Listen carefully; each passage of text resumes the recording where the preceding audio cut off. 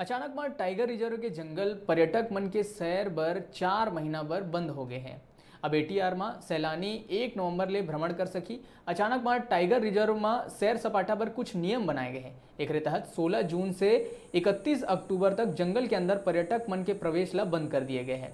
दरअसल इस सीजन में वन्य प्राणी के प्रजनन के काल होते और साथ ही टाइगर रिजर्व के अंदर सड़क खराब होए और पेड़ गिरे आदि के कारण प्रतिबंध लागू करे गए हैं।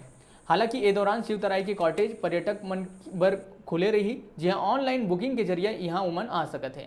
वहीं शिवतराई ले करीब 500 मीटर दूर कोटा पानी वाटर होल के नजदीक नेचर ट्रेल बनाए गए हैं। बैगा बाबा मंदिर ले लगे होए के कारण यहाँ जाए के भी पर्यटक मन ला छूट रही है।